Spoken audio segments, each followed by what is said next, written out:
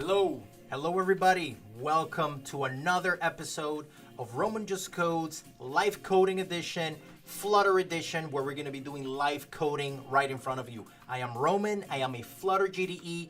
I am also a lead organizer at GDG Lawrence. I'm really pleased to be here. One more episode of Live Coding After Hours Flutter Edition. So make sure to actually this one, here we go. So make sure to scan this QR code so that you guys can follow me on Twitter. You guys see other events that I'm going to be putting together, for the next couple of weeks. This week, we're going to be doing episode number 4 of me building a casual game completely in Flutter, all the way to publishing it to the iOS and Android, publishing to the App Store and the Google Play.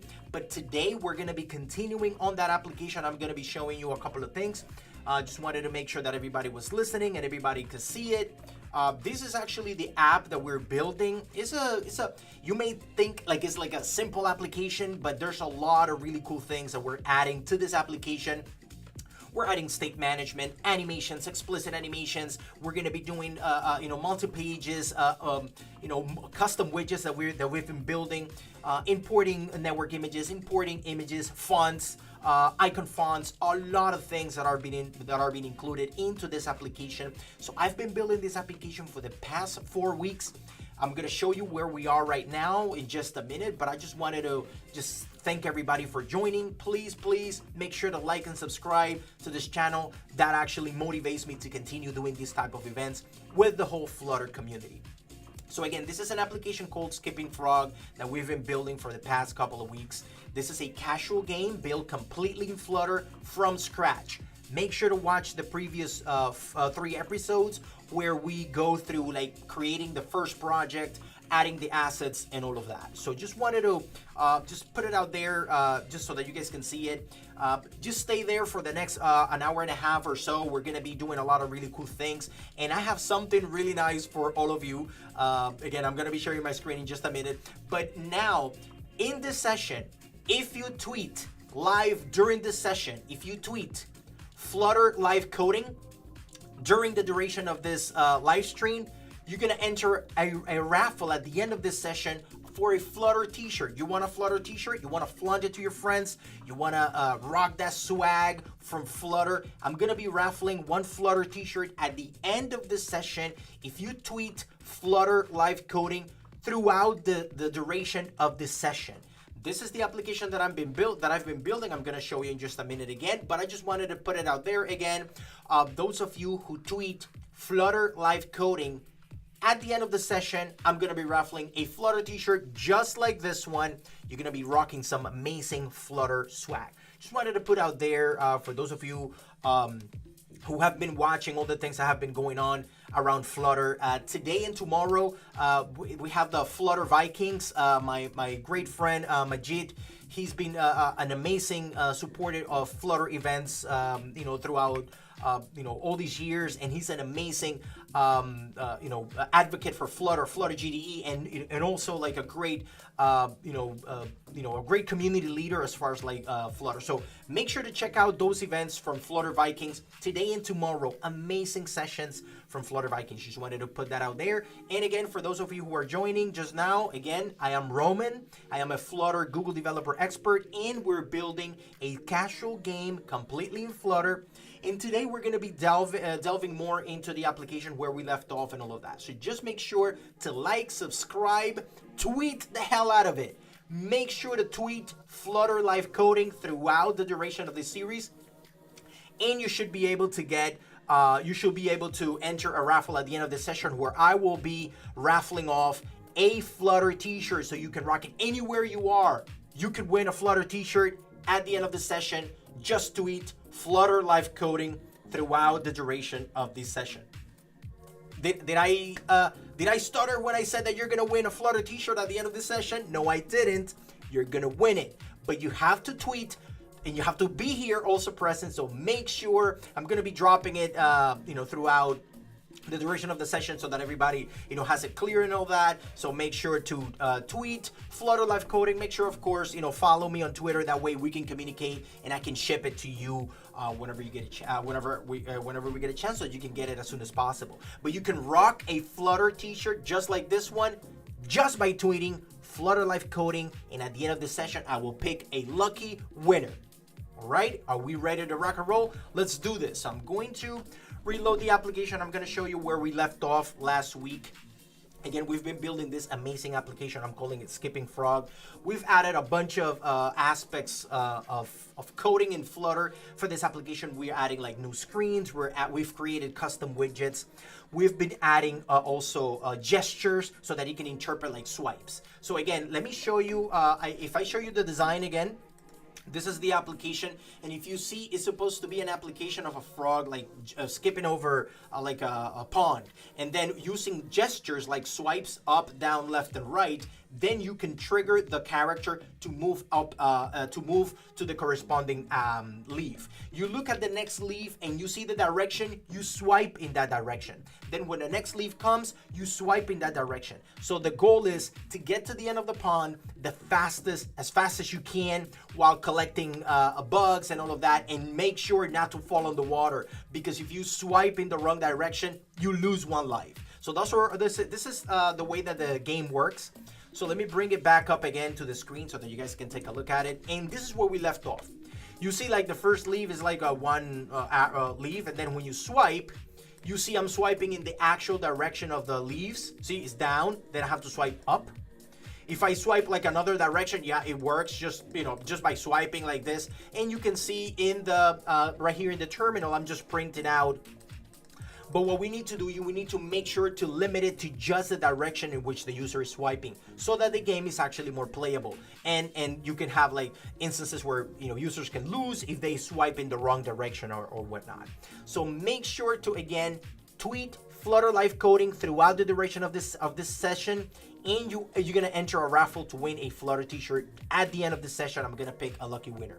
So let me start off with this application. I'm just going to start over here. So let me show you where we're going to start. So again, this is the application. This is my, remember I have a very simple but clean architecture where I have like folder structure. I have like some helpers in here. I have some models. I have the pages, each one of the pages that represent this application. So that's pretty cool. Also, I have some services. I'm using the provider as a state management and as an inter-widget communication. So that's what I'm doing. And last but not least, I have like my own custom widgets that I've been creating throughout this application. And then if you check out the previous episode, you're gonna see how I accomplished the gesture detection on this region. That way you can see like these, you can see the scroll view, like scrolling underneath my fingers as I perform the gesture. As opposed to me swiping for scrolling, I swipe on the directions like, left, right, up, down. You want to do that to trigger like the character to move and stuff like that. So it's pretty cool. It's a very cool, again, I'm really proud of this, even though simple, but like very comprehensive and very inclusive type of game. It brings it packs a lot of features. It packs, again, like I said, inter-widget communication, custom widgets, images, animations, explicit animations. We're also doing gestures, like I said. Today, we're going to be doing also state management, character development, and all of that. So stay tuned.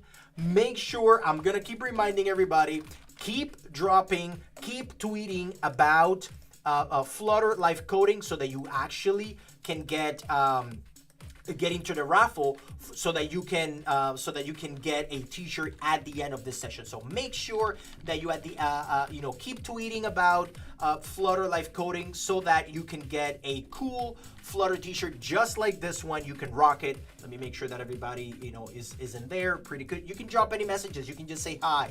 If you wanna at least just watch me code, that's totally fine. But at least let's start and let's pick it up exactly where we left off last week. So let's start.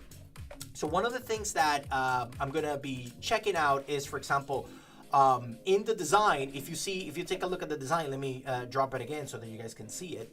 So in the design, I'm gonna be showing like that little frog. You see that little frog in there in the screen? That is gonna be the character that then we're gonna trigger the animation for, right? So when we swipe, right now when we swipe, we are triggering the scrolling mechanism of the list view that represents like all those leaves rows.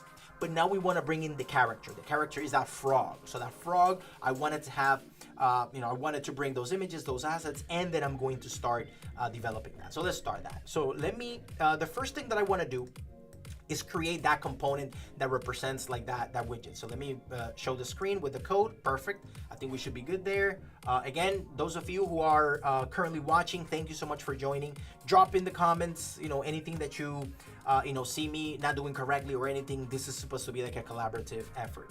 So let's start. Remember, creating custom widgets in Flutter is very easy. All you have to do is just create a class that represents either like a stateful or stateless widget. That's exactly what I'm gonna do. So I'm gonna create a simple widget that's gonna represent like the frog. So I'm gonna create it as a stateful widget because we're gonna be adding it to our component, and then we're gonna see it come to life. So in the widgets folder, I'm gonna create a new file. I hope you guys can see the code in there, perfect. And I'm just gonna call it frog, just like that. Frog.dart, I'm just making sure that I can see it on the screen. And the frog.dart is just a simple widget. I'm gonna say stateless. I'm gonna create it as a stateful widget. Why is a stateful widget? Why? Because this widget is gonna be rebuilding multiple times and is going to be driven by an internal clock-driven state.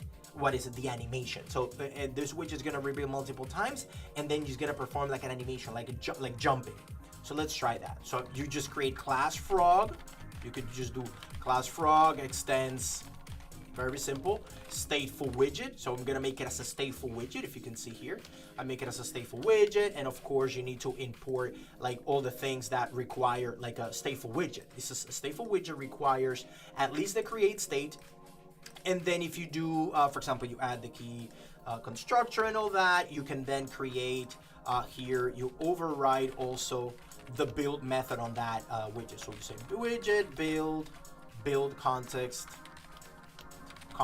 and this is my widget. So for now, of course, I need to make sure that I create I create it as a stateful widget. So it needs the state. So I need to create the state, and the build method is gonna be in the state part of the widget. So the stateful widgets in Flutter is like a two-part type of deal. Remember, you create the stateful widget, and then the one that represents the state. So I create a class frog. You could call it frog state if you want to, something like this.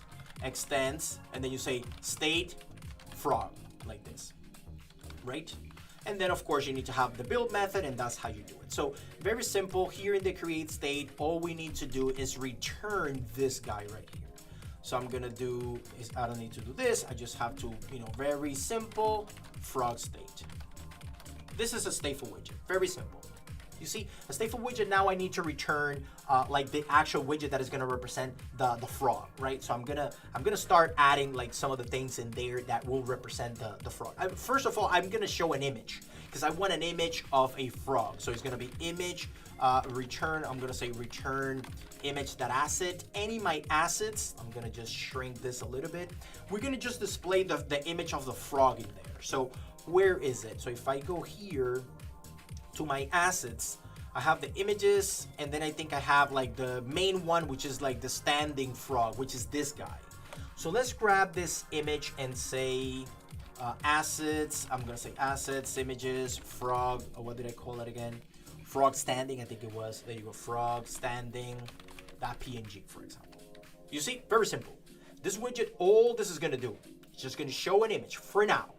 Let's just make sure that we can add this widget to the game page. You remember, you need to watch like the previous episodes in this series, so that you can see how I got to this point. I'm just creating like a regular stateful widget that is going to display an image in my game page. The game page is this one that contains everything. Like it contains, it contains the lily pond, which is the pond full of leaves, the background of the image, and all of that. So I'm gonna add my character somewhere under the panel, and under the swiping here. Like for example, let's just do const of frog. So I'm gonna add my frog widget. I'm gonna import it. I'll rebuild it, and of course you see that it just shows all the way up there. But that's not where I want it. I want to position it like somewhere down in the in the container here, like in that in this stack. Remember, this is a stack, and the stack overlays widgets one on top of each other, and you can also position absolute them within that stack. So that's exactly what's going to happen here. So you see, this is a stack where I have the background, the little pawn, the game header panel, which is this panel right here, but I want the frog to start like at the bottom.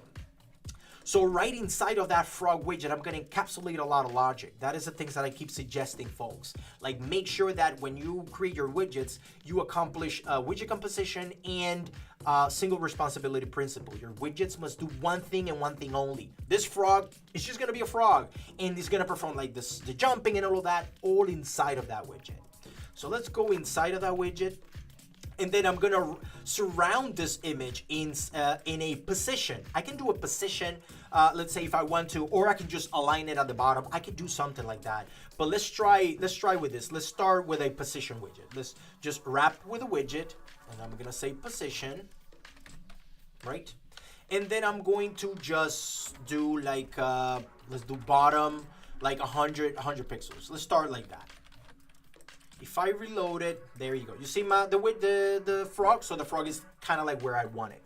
If I keep reloading this guy, you see, I want the frog to kind of be lined up with the, with the bottommost. Actually, let me reload again. I want the widget to be lined up with the bottommost leaf. So let's start again. Okay, if I just keep reloading like that, see, it needs to be much higher. So let's bring it like, 20. Let me, so you see, still not there. So I'll do 30. Let's try that. I just want to make sure, see, I need to still bring it much higher. So I'm going to do like 160. Let's try that. And then it's just, I'm positioning it relative to the bottom of the screen. You see, that's where I want it to be. I kind of want it to start at that point. I want to start like at the bottom of the screen and on top of one leaf, right? That's cool.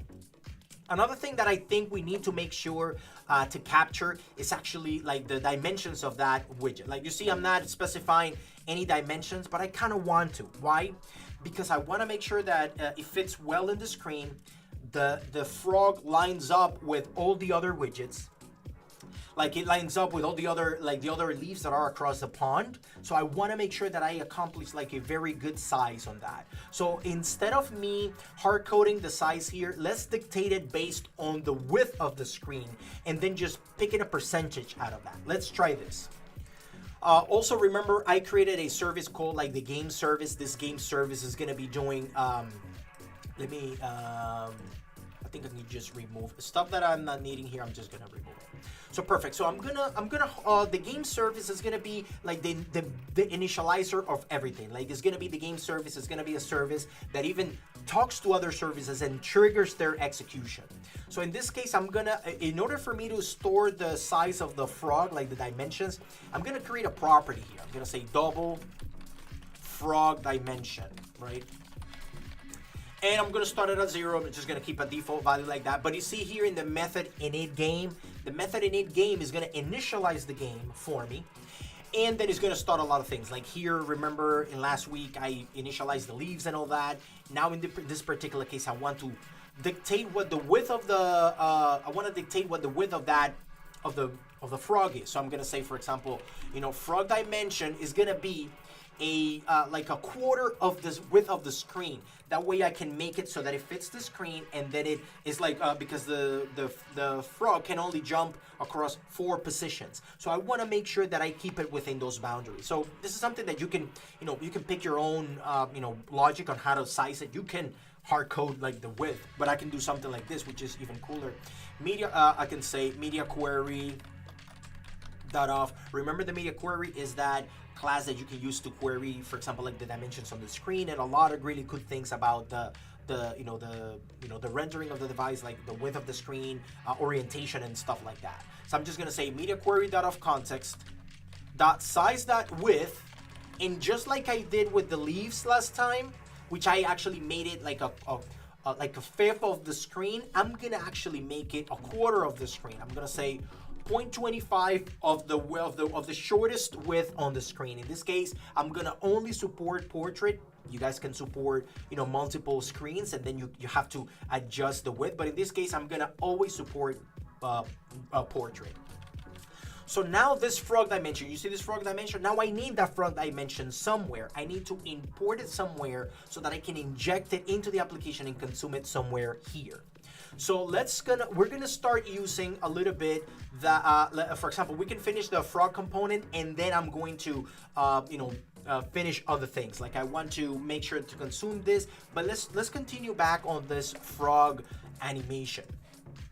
And the frog, the animation that it's gonna do is like a jump. So the frog is either gonna jump forward, it's gonna jump to the right, or it's gonna jump to the left. Hey, John, how you doing, buddy? Thank you. Make sure to tweet Flutter Live Coding, so at the end of this session, you can win a Flutter t-shirt at the end. So, buddy, if you're listening, John XC, make sure to tweet Flutter Live Coding so that you can get a Flutter t-shirt. You can win a Flutter t-shirt at the end of the session. Thank you very much for joining, buddy. Thank you so much. So let's continue. And of course, invite your friends so that they can also try to win. Awesome. Let's continue with that. So what I'm gonna do is I'm gonna simulate the animation. Remember, the animation is gonna be among a couple of images. So for example, you have the standing position, then you can jump, and then you can jump to the left, or you can jump to the right and stand. So you see it's kind of like a sprite, but I'm not gonna use any libraries or like a game engine or anything. I'm just gonna show you how with simple widgets, you can accomplish the same thing. So let's try that. So let me go back to our widget, and then you see that I have like an image asset right here, right? Very cool. Something really cool, something really simple. So let's just flip between an image being like, for example, the frog being standing or jumping. So the first thing that I'm gonna do is I want to persist that value in the state of this frog. So the first thing that I'm gonna add, just for giggles, just hear me out, I'm just gonna create first a property that I'm gonna call like is frog jumping. And I'm gonna start it as false. Why? I know that some folks will say like, yeah, so why are you creating this flag? The reason why I'm creating this flag is I'm going to, within this widget, I'm gonna rebuild the widget at several intervals, and then I'm gonna flip between the frog being standing or the frog being jumping at different intervals, and then you will see it just changing. So let's try that. So I'm gonna make it if the frog is jumping, so I'm gonna say, for example, if the frog is jumping, show this image, otherwise show the other one. So check this out. It's something really simple. So I'm gonna create, instead of just the image right there, I'm gonna create a stack. And I'm gonna show you why I'm gonna do a stack. Because I'm gonna flip between two images, and those two images will be lined up in front, on top of each other. So of course, a stack, has children. So I'm gonna add an image for the standing and the image for jumping. Just like that, something like that, right? Something really simple. Let's keep it like that. Then I'm gonna flip between these two at certain intervals. I'm gonna create a timer, and then I'm gonna flip between the two so that you can see how you can do it with simple widgets, simple set state, for example. I'm gonna wrap my widget inside of opacity. And again, let me show you why I'm doing this. Look at the logic of this simple widget. So I'm gonna say opacity. If the frog is jumping, then make it hide the image, or make it opaque, or just hide it, invisible, else show it. Then I'm gonna use exactly the same logic to flip it. I can flip the same image, but I'm just gonna show you why I'm doing this. Why I'm doing like the opacity. Because I'm going to, with the opacity, you load both images up front, and then you're kind of like caching the image a little bit. If you don't do it like that, you will see like a little bit of a blink on the images, like before the other one loads, because you're loading it right away upon the widget rebuilding, because you're gonna be flipping from true to false. Sorry, you're gonna be flipping from true to false, and then the other image is gonna load, and then it's gonna, you're gonna see that small little blink on the image. So I'm gonna also say now the same thing is if it's jumping, then the opposite. Like if it's jumping, show the jumping. Showing, opacity once means show it, like don't make it invisible. It's just like lowering the opacity pretty much. That's all it's doing. So check this out. I should be able to have this, but if I load it, you will see two images in there. I mean, you right now, for example, if frog jumping is not being interpreted, we're only showing one image. is frog jumping, if is frog jumping was true, if I reload this widget, you should be able to see, for example, like the jumping version of the image. That was because of the state. Like the state was not persistent. There you go. You see the jumping version of the image. But now let's make this widget come to life. Let's flip between the jumping and the standing image. How do you do it? Very, very simple. Just wanted to make sure that I'm not blocking. The screen with the code. So let's just try this. So remember, in widgets, you have a stateful widget. You can use set state to actually tell Flutter, the Flutter framework, to trigger a rebuild on your widget. Very simple. So how am I going to do it? I'm going to do a timer. It's pretty cool. Like you could do that. It's just to simulate like the jumping, like the flipping. Check this out. In my state, I'm going to create like right here in the state, I'm going to say late, timer, jump. Let's say, for example, something like, I'll say jump timer. I'm gonna create late because I'm going to just initialize it later. So a timer is one of those classes that allows you, something that fires repeatedly. You can use timer.periodic, timer.run. You can use those also for delaying an animation or something like that. Hey, Sirhan, how you doing, buddy? Yes, you can do a precache method. That is correct. In the init state method, I've done that in other applications using the precache. Yes, that is the approach to go. You could use a precache mechanism so you can precache your images, but this is like a poor man's way of precaching images. Again, remember, you see me how I've been building like this application with core components. I just want to show you guys like multiple aspects, both sides of the coin. You could use pre-image caching, or you can use like a strategy like this if it's not too crazy for you. So you could do something like this. But yes, definitely that makes sense. And Sirhan, thank you so much for joining. Make sure to tweet Flutter live coding throughout this session so you can win at the end a Flutter t-shirt. Make sure to do that. Flutter, I'm gonna drop the hashtag again. Make sure to do Flutter live coding on Twitter so that I can pick the winners out of Twitter. Make sure to tweet, guys. Luke, you say you do think this project is good for those who are starting and haven't done anything cool with Flutter yet. After this project, have you ever thought about producing a clicker idle game? I haven't thought of that, but again, these are type of projects that, so again, Luke, an advice to you. You see how I'm building this application? I try not to create like boring stuff. I like to create like things that make me happy, things that are entertaining, things that lift people's spirits. So that's what Flutter is pretty much for. If you want to really learn about Flutter, the project that you're tackling, make sure that it's fun, that you identify with it. It's something really cool, something dear and near to your heart. Try not to do like boring stuff because then you're gonna get frustrated. You're gonna leave it, you're gonna shelve it, and then you're not go back to it. Make sure that you do something that you identify with, a cause that you like, and then you learn like that. For example, I love building like games and stuff like that, or building like cool, interactive Flutter experiences. That's why you see me creating stuff like that. But at the same time that I'm doing this, I am implementing methodologies and architectural, strategies so that you can implement it in real life applications, in line of business applications. Don't get me wrong. I'm doing state management, explicit animations, clean architecture, and all of those things that you don't really need to build a game to do this. But I build it as a game because it's really cool and very entertaining. So it's pretty much that. Thank you. Make sure to tweet Flutter Live Coding. Invite your friends. At the end of the session, I'm going to be raffling a Flutter t-shirt. Wherever you are in the world, I'm going to ship it to you. Guaranteed. Why? Because I've done it before. Anyway, let's continue, guys. And again, thank you guys so much for joining. So let's continue. So again, Sirhan, back to your point, this is just going to be a really simple timer that I'm going to be doing. And inside of this timer, all I'm going to do is I'm going to override the void init state. And inside of I'll do super.init state, of course. And I'm just going to simulate, the game loop. Because you could do like a game loop, like an infinite game loop, for example. In this particular case, I'm just going to do it periodically. Like every 1 second, flip through images. Check this out. So I'm just going to say jump timer equals, and then I say timer.periodic. Periodic is one of those methods available to the timer that then you can execute one callback at a given interval, and then it continues until you cancel that timer. So here I'm just going to say const duration. Let's try, for example, like a second. I'll do seconds, and then I'll do 1. And right inside of this, look, all we're gonna do.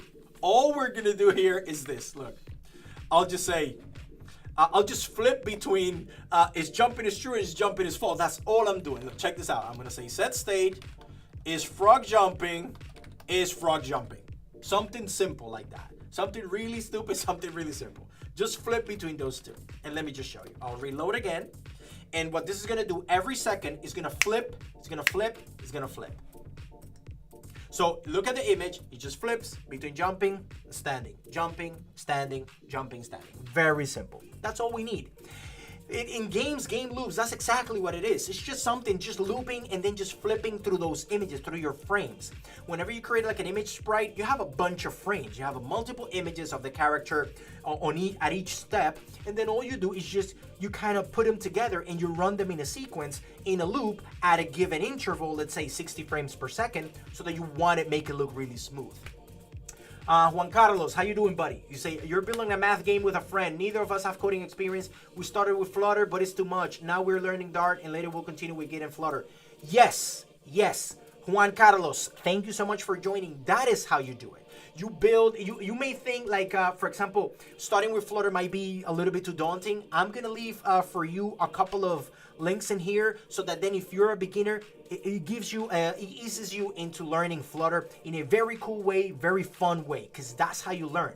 Things stick in your brain when you're having fun, when there's an element of like of gaming or playing or something like really fun, and then those concepts, like you can actually grasp those concepts a lot more. So I'm gonna drop a couple of links in here later about, well, actually I can just do it right now. I can just give you my Roman Just Codes. If you go to romanjustcodes.web.app and you check out some of the workshops that I have in there, I have some beginner workshops for those of you who really want to like begin learning Flutter at your own pace. You don't know where to start. This is a good resource. Again, nothing wrong on other fellow GDEs and other tutorials, but try those. If you like them, let me know, and we can provide you assistance. But this is a great way to start learning Flutter, with something fun, something eye-catchy. Because then if you start, like I was saying to Luke, like you want to start something fun, something cool that motivates you to do that. While you're at it, tweet Flutter live coding, so at the end you can win a t-shirt like that, and you can brag to your friends that Roman Just Codes sent you a Flutter t-shirt, and you can brag about your Flutter t-shirt everywhere you go. There you go. So make sure to tweet it. Let's continue, guys. So now that we have our guy flipping, we really want to make it now animated. How do we make it now animated? So let's try to make it more as an animation. How do you do that? Remember, we've also introduced the fact that we want to make sure that our animation, our widgets use like explicit animations. We're now more into a little bit advanced animations and whatnot. Explicit animations is one of those things. When you use explicit animations, you need to import a ticker. A ticker is an object that kind of gives you access to the inner workings of Flutter's rendering mechanism. And it allows you to add a callback that every time then Flutter is performing the rendering, you want to kind of jump into that. So anything that you want to also leverage, if your animations depend on an internal clock-driven state, in this case, an animated widget that you want to perform an animation, within those 60 frames per second that Flutter offers you, you need to bring a ticker. Let me show you. Luke, I will be providing this code, not right now, but soon, a little bit further down this game, this application, I'm gonna be providing aspects of this code. Yes, definitely. It's on GitHub right now, but it's private. But eventually I will definitely share it. But check my GitHub repo. There's a bunch of other things completely free, available for everybody. Really cool things in Flutter that you can right now grab out of my GitHub repo. So it's a lot of really cool things in there. I can definitely also drop my GitHub repo in here for some of you. Let me just do that right now. And then again, look, there's a bunch of other repos, a lot of cool applications that I've been building. Check it out. I'm dropping also my GitHub in there so that you can take a look at it. So let's continue. Let's make this frog like jump. using animations, using like explicit animations. So explicit animations, the way that you do explicit animations, you need to tack it on a stateful widget, because you really want to tap into, again, like I say, the inner mechanisms of how Flutter renders your widget, and you want to like kind of intercept that execution. The first thing that you do is you add a mix in. I think we did that last time, but I'm gonna do it again. So for example, here you do a single ticker provider state mixin. What this is doing, if you hover over that, it gives you a single ticker that is configured to only tick while the current tree is enabled. And then what you do is like, you can actually tap into the render mechanism of Flutter. So this is how now this widget will be part of the rendering mechanism of widget as this widget rebuilds, and you're gonna have like smooth animations inside of this widget. So check this, how you do it. The next thing now, the second step, how you create like explicit animations, is adding a controller. You need something to control the animation. The animation controller gives you like a smooth curve between 2 points. You control an animation between a begin and an end point. We want the frog to start at the bottom, goes up, and then comes down. That's what we're gonna do. So the first thing is, let's add a animation controller. So I'm gonna say animation controller, and I'm gonna call it frog controller. Simple as that. Perfect. So now let me initialize my controller. So I'm gonna initialize my controller. Again, the way that you initialize a controller, you instantiate an animation controller just like this. Animation controller, right? And then you pass 2 parameters. You say vsync this, meaning this is the widget. This current widget has a ticker from the system so that I can tap into the internal clock of the rendering mechanism of Flutter. So I'm just gonna say vsync.this, and here you specify the duration of that animation. Like within the frames per second while I'm building, I wanna perform an animation that takes such and such. For example, in this case, let's make it very fast. So let's do a duration. Let's add a duration in milliseconds. Let's try something like 400, for example, like 400 milliseconds, something like that. And you have to say duration, of course. You have to provide the duration. So that is our controller. Our controller is gonna tap into the rendering mechanism, the frames per second mechanism. We're gonna say this is how long the animation will take. Now you define how you want, what you want, what is this animation doing? What is this animation doing? It's gonna perform a slide animation. So the frog is gonna go up, and then it's gonna go down. It's just gonna go up and down. So it's a sliding animation. It's like sliding up and down pretty much. So this is how we're gonna do it. We have the controller. Now the thing that we want to do is we want to apply the animation to the widget. We want to apply the animation to the widget. How do you apply this animation to the widget? Well, you want to wrap your widget, which is this one right now, which is kind of flipping. You want to wrap this whole widget. In this particular case, you want to wrap the stack inside a slide transition widget. So this is how you do it. I'm going to wrap this with a widget, and the widget has to be called slide transition. So this is a slide transition, is a widget. It's a type of widget, slide transition widget. You give it a couple of parameters. The first parameter, we're just gonna do something hard-coded for now.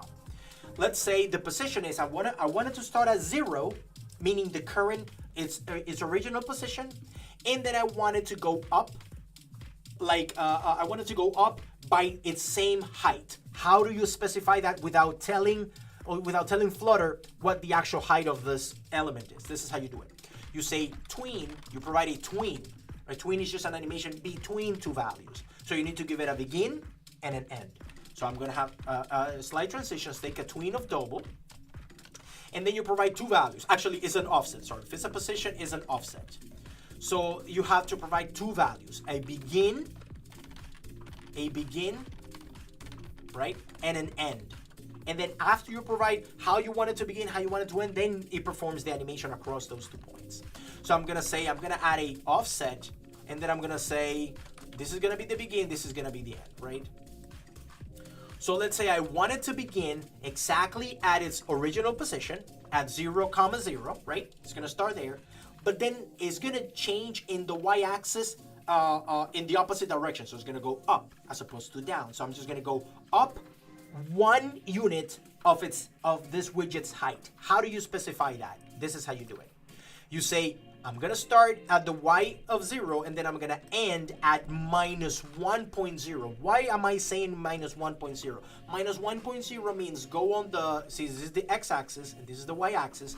I'm just gonna go in the opposite direction on the y-axis.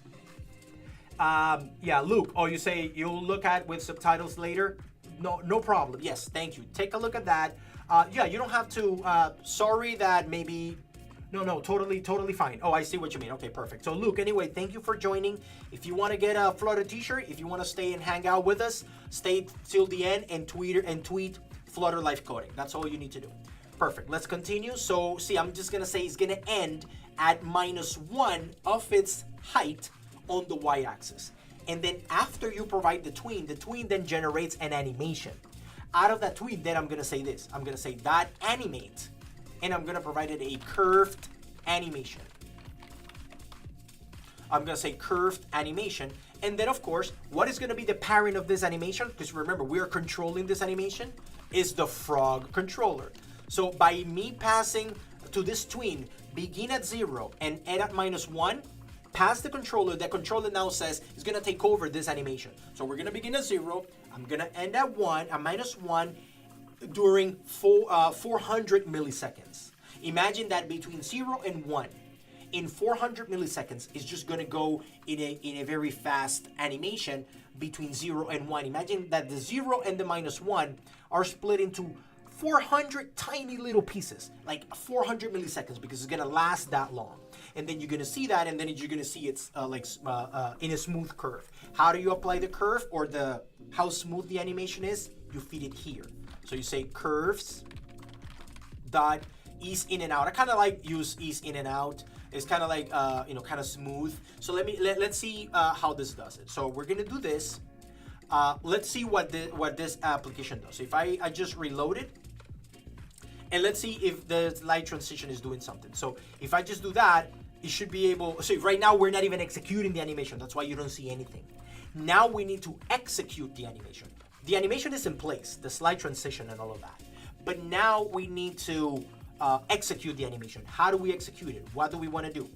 When it's up, when you flip it to jumping, we're going to turn the animation on, and then when it finishes, I am going to turn the animation off. Then I'm gonna flip that value. How do you do that? We do it right here in the set state. So let's try that in the jump timer, because we're gonna do it on a timer as well. We're going to execute the animation in a timer. Check this out. First, I'm gonna flip it to true. So I'm gonna say, is jumping equals true? First thing, we're gonna say jumping equals true. After I make it true, I'm going to now execute the animation. So using the controller, so I'm going to say frog controller dot forward. Forward means execute the animation from beginning to the end and then stop. You have also like reverse. You have you have a couple of options. You have stop. You have reverse. You have reset. You have repeat. There's a couple of options on how you can control an animation. I'm just gonna say forward first, because I want to go forward, and then it's just gonna execute that animation. So check this out. If I just do this and I reload it, you will see that it's just gonna go forward and it's gonna stop there. That's not what we want, but you will see it anyway. So if you do that, you will see, and then it just goes up. That's it. That's all it's doing. We don't want that. We wanted that when it goes up, we want it to come down. How do we do that? Very simple. After the forward, when you say dot forward, you want to then tap into that, kind of like either add a listener to that, or you can just tack on like a callback. Check this out. You can say forward. Actually, let me scroll up so you can see it in the screen. I'm gonna say forward dot when complete. You could do for complete or cancel. In this particular case, I'm just gonna say when complete. When complete, then you perform something. So what we're gonna say, forward, meaning just go up, and when complete, you can actually reverse the animation. Very simple. How do you do that? You use also the controller. So I'm gonna say frog controller dot reverse. So I'm gonna reverse it, you see? So it's gonna say, see, if I just do that, I'm just gonna go up and down. Very simple. Check this out. If I reload it now, and then now when you click it, now we're gonna click, It's gonna go up and down. That's it, up and down, up and down, up and down, up and down, up and down. That's all it's gonna do. But what we're gonna do is that when it goes up, and then when it comes down, we're gonna flip the image again one more time as if jumping didn't occur. Like actually just flipping the is jumping to false. When we're also gonna be tacking onto the reversed when it completes. So when complete, just like the one before, here now I'm just gonna flip the value from true to false, just the same way that I did before. I'm just gonna say is frog jumping equals false. Simple as that. Check this out now. Now we have something really basic, something really simple that is gonna show you, is gonna show us our, oh sorry, I need to of course provide the semicolon and reload. Now you will see the frog just going up and down, just flipping. Just check this out, look. Up, down, up, down. You see when it comes down, it's like standing. That's it.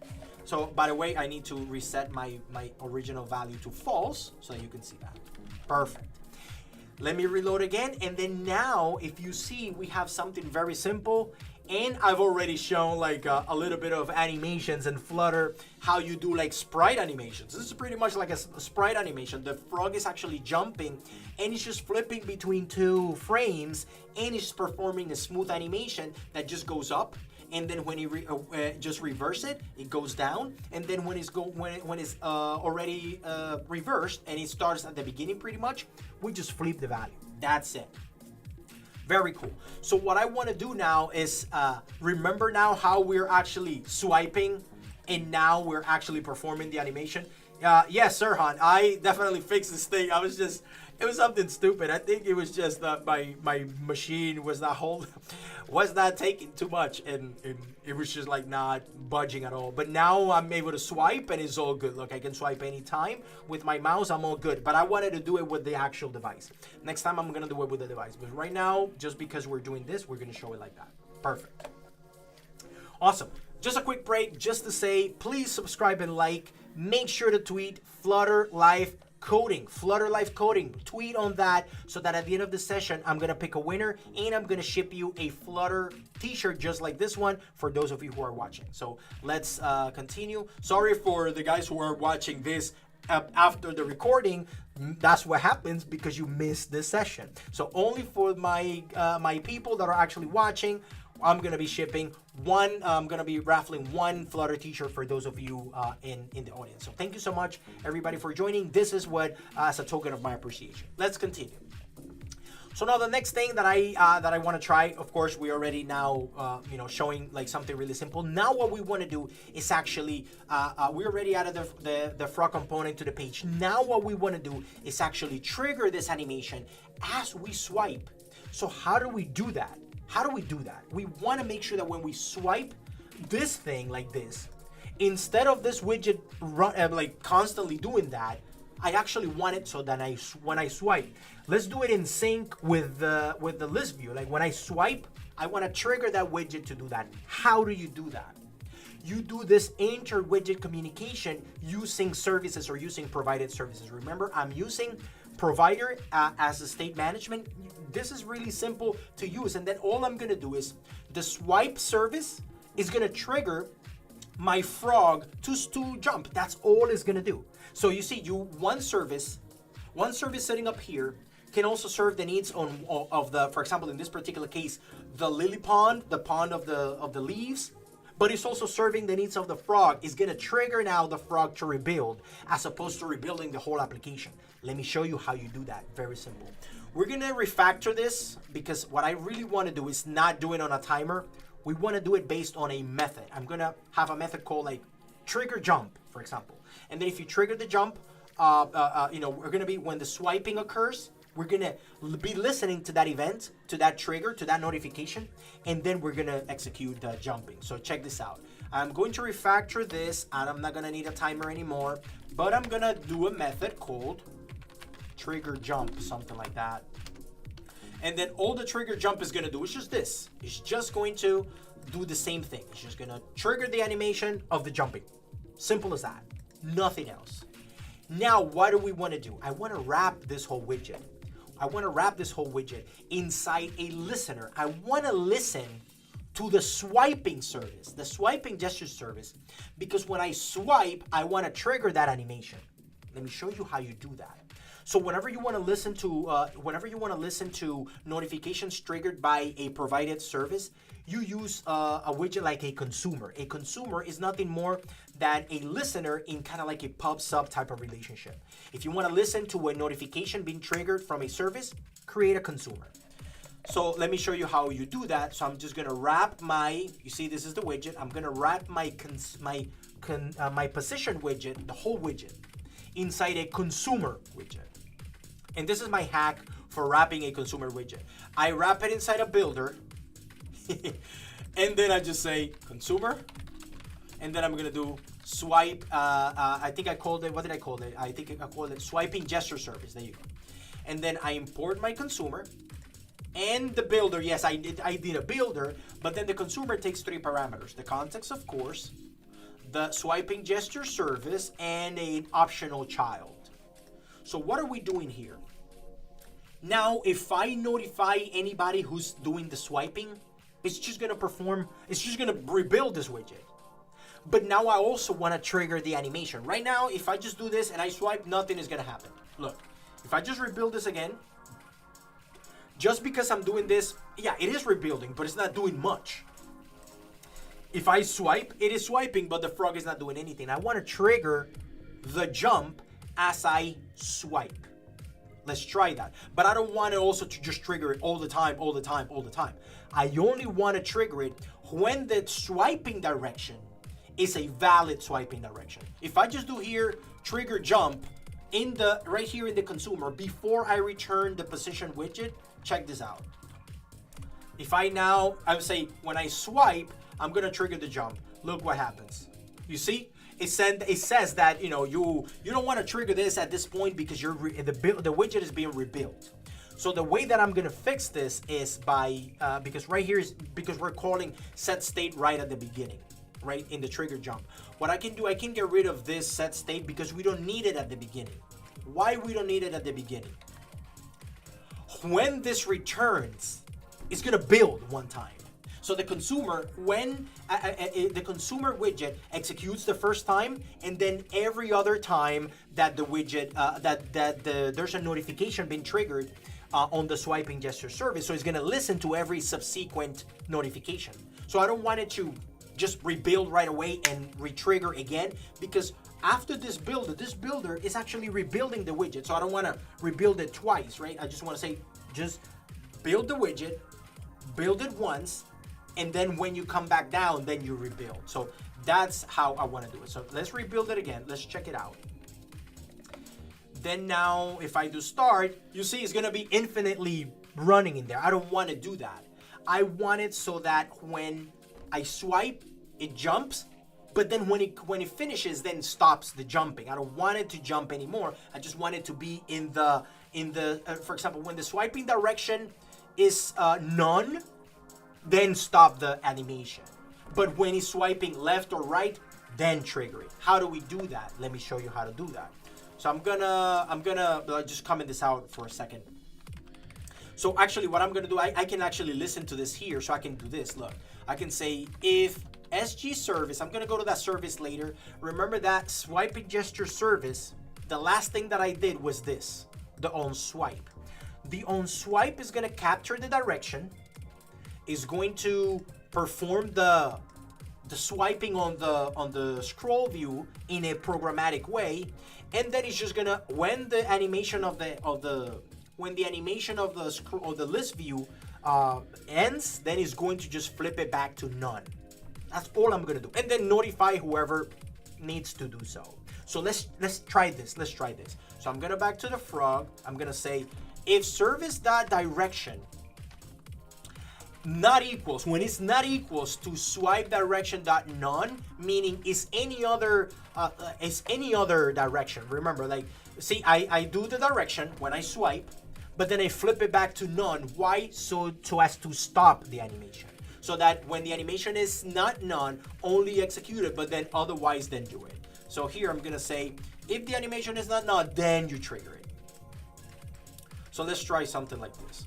Why? Because every time I swipe, this is gonna listen to that notification.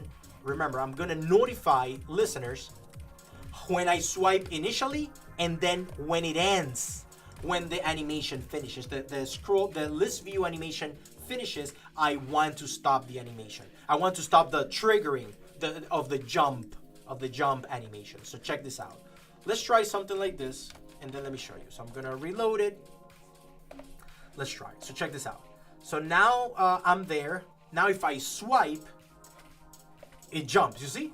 I do it, it jumps. Only when I swipe, when the direction is not none, see, it could be either, remember, if the direction is left, right, up, or down, I'm good executing the animation. But when it's none, stop it. Just keep it the way that it was before. Just perform the animation, come back down, keep it standing. That's all we want to do. Very simple, you see? And now all I do is just swipe. I swipe, I swipe, I swipe. You see, I'm waiting, I'm not doing anything. The widget is just waiting there for the next notification. And then when I swipe again, you see that guy jumping. That is what the frog is listening to. It's just listening, looking at the direction of the swiping and just triggering the jump and then returning the widget. When the widget returns, then you can rebuild accordingly. Like, perform the execution, perform the animation, and then at the end, just flip it back to the standing position. Simple as that, very simple. You see, I'm just using a couple of strategies: state management, services, and also set state. You see, there's nothing wrong in mixing strategies. So very good, very simple. Now what I really want to do is, you see that the size of the frog, I really want to consume that, the frog dimension that I have here. What I want to do is I want to make sure that this frog is a little bit smaller because it's kind of like a little bit big. If I reload this, I see that the frog is kind of like covering the leaf too much. I want it to be more like inside of the center. So now how do we consume, you see this game service? How the game service can pass values to another service. The game service is kind of like a global service, and then you can talk to other services. The game service is kind of like a proxy between two services. How do I do that? Sorry about that. What I'm gonna do is I'm going to consume the the swiping service, and I'm going to be feeding that value in it, so that then I can pass it down to the widget, and then I can use like for example, like the game service right now, I can use it inside of the frog application. For example, here, check this out.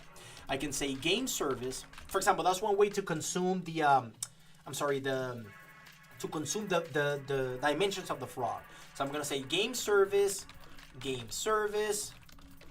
provider.of game service, and pass the context, of course, and listen equals false, because I only want to consume this widget in a unidirectional data flow.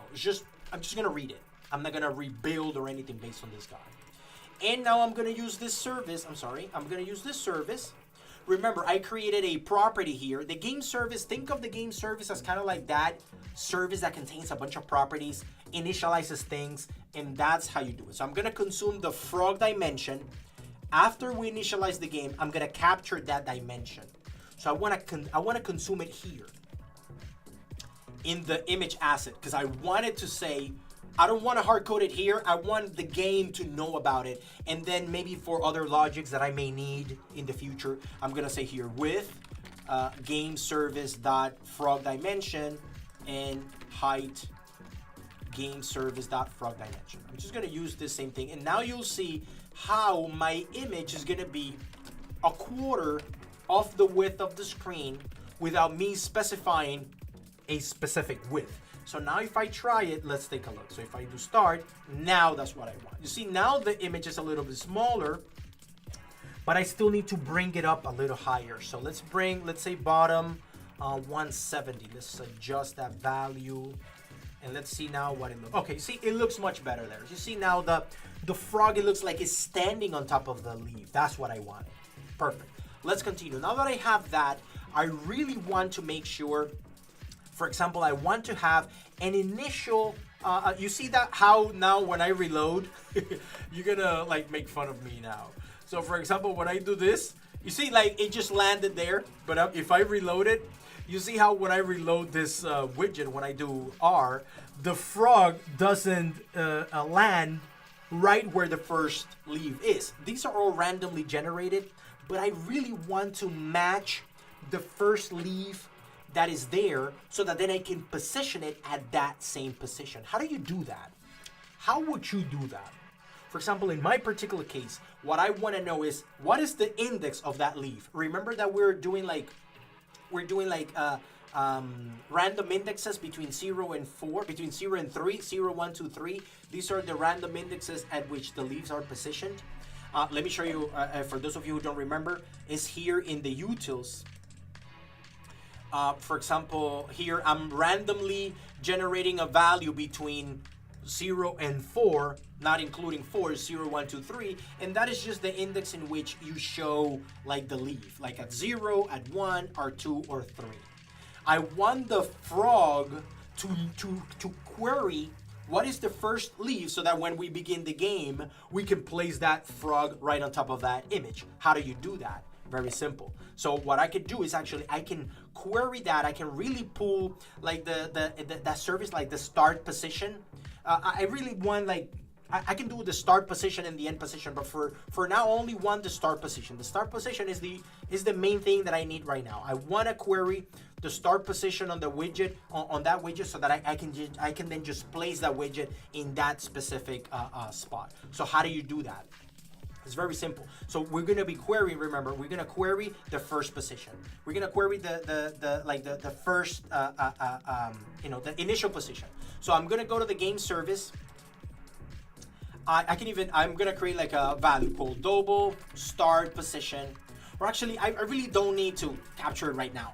I'm going to do the start position, but I want to save it somewhere. Like where? The swiping is the one that is actually going to be supplying that, because the swiping initializes and then the widget, the frog widget is listening to the swiping service. So it's gonna render one time and then that initial time is gonna capture that value. How do we do that? I'm gonna create a property here called start position. And the start position is nothing more than the first leaf. The first leaf, and then I'm gonna grab the index of that leaf. That's all I'm gonna do. So I'm just gonna say leaves. I'm gonna go for the first one, and then I'm just gonna say index. The index, well, in this case, it's an index, but the position is gonna be like a double, because whenever you position widgets, like it's pretty much like using a position widget, for example, you need double. So I'm just gonna say to double.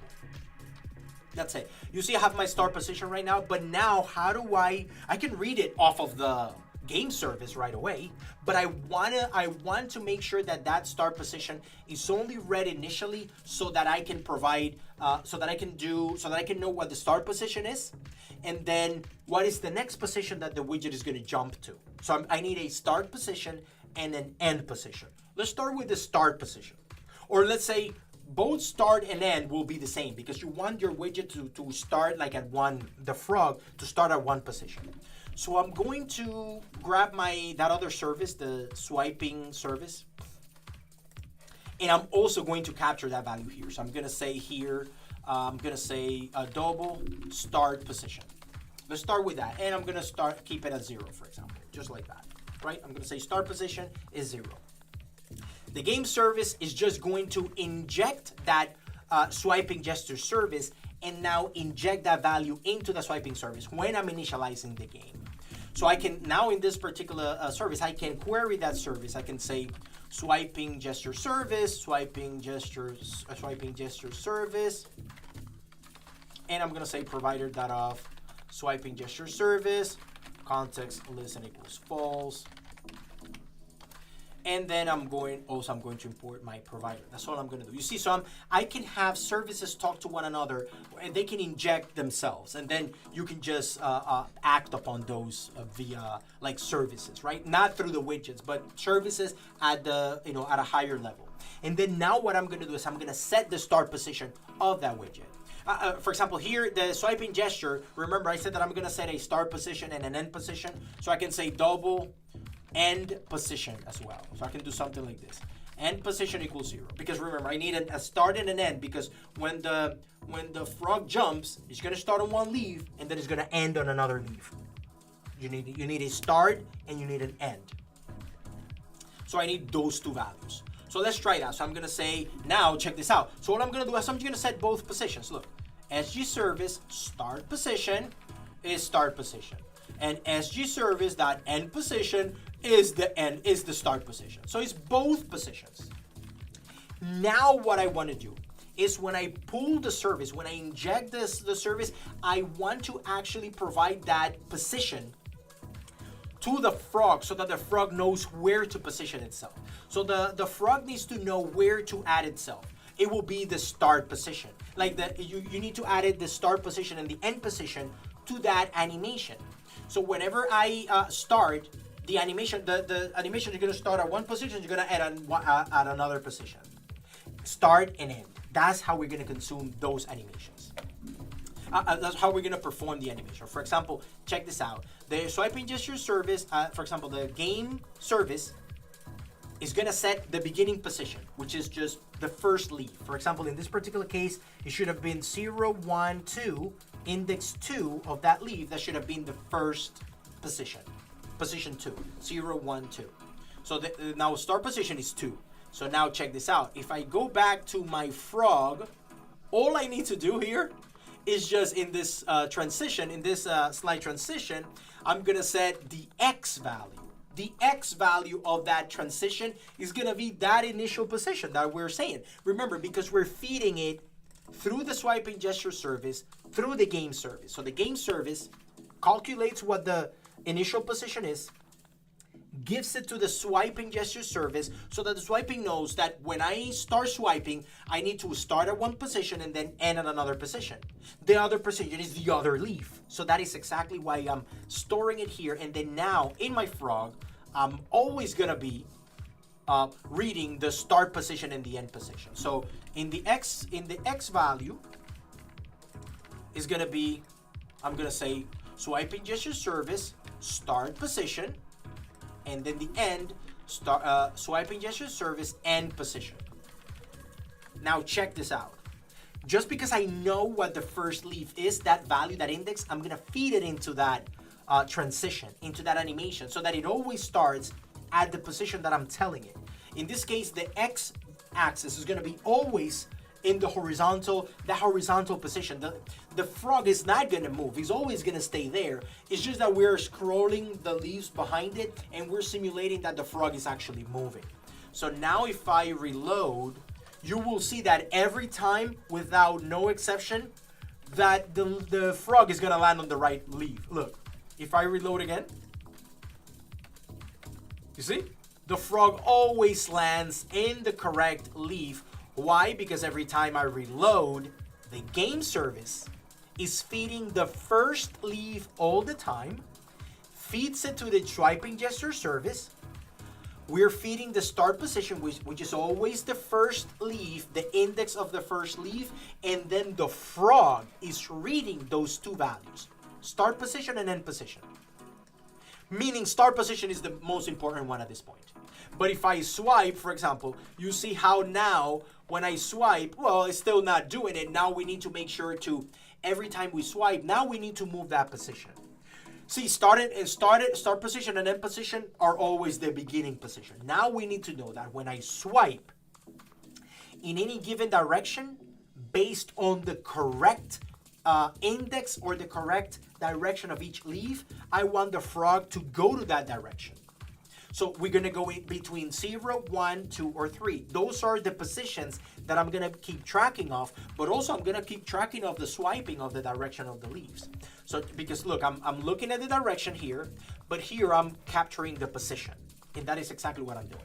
So now let's go back to the swiping gesture service. So how do we do the swiping in here? How do we do the logic? How do I do the logic of the leaves? See, at the beginning, you only read the first leaf. I'm so glad that at least the swiping gesture service, is injecting the game service, because out of the game service now, I'm going to be querying the leaf based on the current leaf count.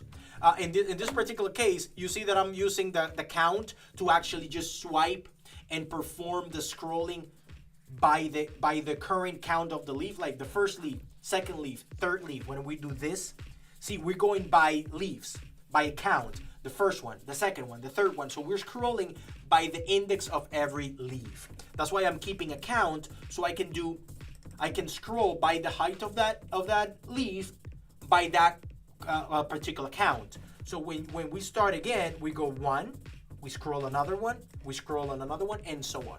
So this count here, I'm actually gonna rename it to a name more meaningful for us. I'm gonna call it leaf. We can call it like leaf row count, which actually makes a little more sense. Now what I want to do is every time I swipe, I'm gonna query what is the actual leaf, the next leaf that it is. Because if I am in the beginning leaf, for example, if I'm here, I want to know what this leaf is so that when I swipe, I can know where the frog needs to move to. I need to move to index 0. If I'm here and I need to move to this one, I need to move to index 2, 0, 1, 2. I need to move to that one. So that is exactly what I'm going to be doing. So you need to swipe to that, and then you need to query what is the next leaf all the time. After the animation is done, you query the next leaf. So let's do that. So what I'm going to say is right here on the onSwipe, I'm going to query the leaves. I'm going to pull the first leaf.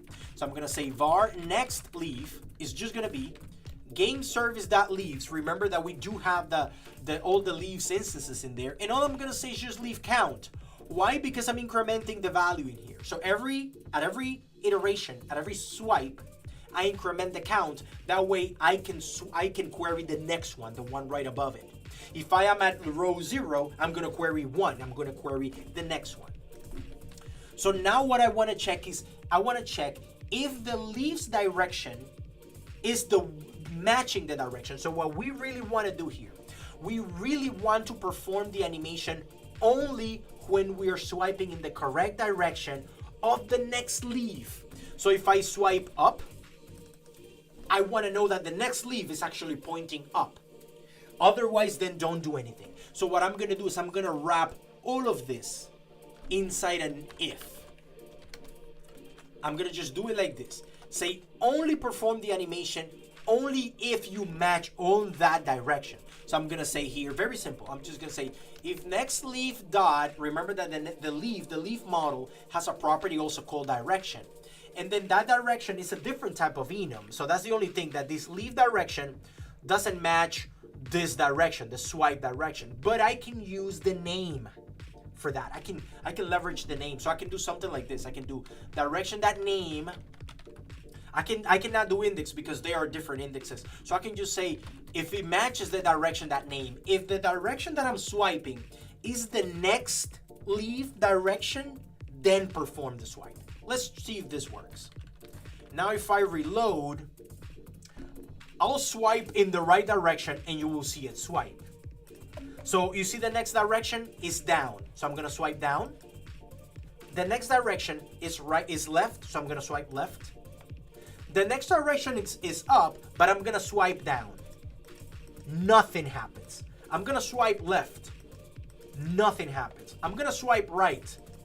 Nothing happens. But if I swipe up, there you go. You see, we swipe in the correct direction and then the execution happens. This is all this is doing. It's very simple. See, we're just saying if the direction in which is the leaf is the same one that I'm swiping, then perform the animation and thus trigger the animation in the list view and trigger the animation of the frog. Simple as that.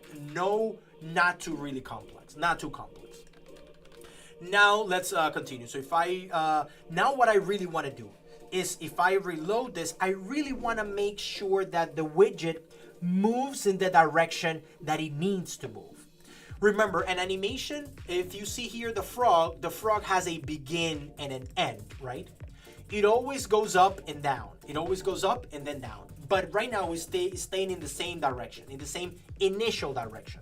What we want to do is query the next leaf, know what the direction is.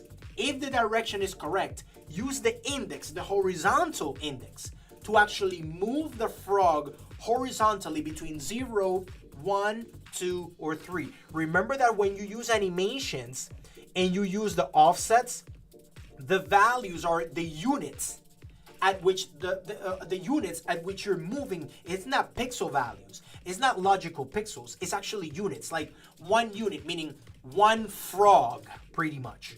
And then if you go 1, that is meaning move it 1 frog of width. If you say 2, that means move it 2 frogs to the right. In this case, I'm glad that I kept the indexes of the leaves. That way I can say 0, 1, 2, or 3. That way here, now this is what we're gonna do. If the leaf is correct, if the direction of the leaf is correct, look how simple this is. The start position is gonna be the end position, and then the end position is gonna be the next direction of the leaf, meaning the destination. So I'm gonna say here, the start position is gonna be the end, meaning because remember, you want to do the start is the end, and then when you're here, this is gonna be the end, and then the end is gonna be the next start position. So when you start and then you end in another leaf, the end is gonna become the start, meaning the frog is gonna be here, and then you need to change the next leaf, which is maybe above somewhere. So here, all we're gonna do is the start position is gonna be the end, and the end position is gonna be the next leaf, the index to double. That's it, simple as that. So now every time we swipe, we query the next one, we grab its index. If it matches in the direction, then I move the frog to that direction. Simple as that. Very cool. Actually, yeah, I'm calling it start position and end position. I kind of want to rename these, for example, like more descriptive. I'm going to call it start frog position. I mean, you can call it anything, but I kind of like. I'm really taking a lot of criticism from a lot of people. Like, man, you're not naming your properties more descriptive. So yeah, here you go. I'm satisfying everybody now. And start frog position and end frog position. I think it all changed in here as well. There you go. Perfect. So now check this out. When I swipe, these 2 positions will change. The frog is gonna read the new values, and it should be able to move my widget to that position. But don't get me wrong, we're not even close. We're still finishing. We haven't finished up yet, and it's 10:19. For those of you who are already who have joined, make sure to tweet Flutter Live Coding. Tweet Flutter the hashtag Flutter Live Coding, and you can win a Flutter T-shirt at the end of this session. Make sure to tweet Flutter Live Coding. You can follow me, if you want to as well. Of course, I would appreciate. But if you tweet Flutter Live Coding during this session and you're still here, you're gonna win. You're gonna enter in a raffle to win a Flutter T-shirt, so you can brag with your friends that you were in this session and that I sent you a Flutter T-shirt. That's it. Let's continue, and now let's see how the start position and the end position got changed, how they got triggered. So now let's take a look. So now if I go to start and then I swipe down, there you go. You see, it kind of swiped, but it didn't finish quite at that position. We're gonna change that in a minute. But you see now if I swipe down, it started on that position. It's because now we need to make sure that we need to reset that position and make sure that now we want to incorporate another animation.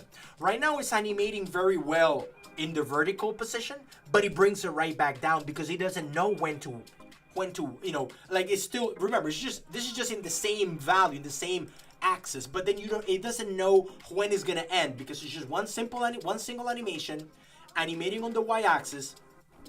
But then this value kind of needs to be reset because you want to say, and you actually want to perform the horizontal animation. I want to animate it to that position as opposed to just being up and down and then just switching between those 2 values.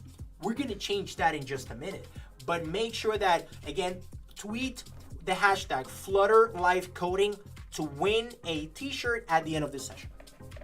Let's continue. So now that I'm done, let's say with at least the swiping gesture, now we really want to add another controller. We want to add the controller that performs. Right now, the frog only knows how to jump up and down, but I want it to move to the right and then stay on that position. If I swipe, you see it goes kind of crazy, but it's starting at the right position. it is starting at the right position. It's because we flip the values, but then right after the animation, we don't rebuild the widget again so that it knows when is the end position.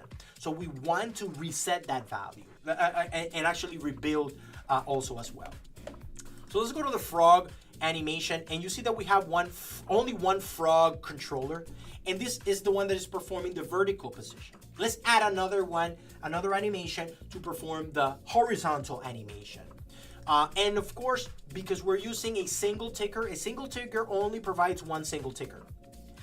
That means you can only have one controller. If you want to have more than one controller in your widgets, you need to add the ticker provider state mixing, a single widget. If you want to add more than one controller, but if you want to have more than only one single controller, add a single ticker provider state mixing, and it's actually better. The single provider state mixing is actually better performant, but you only have one controller.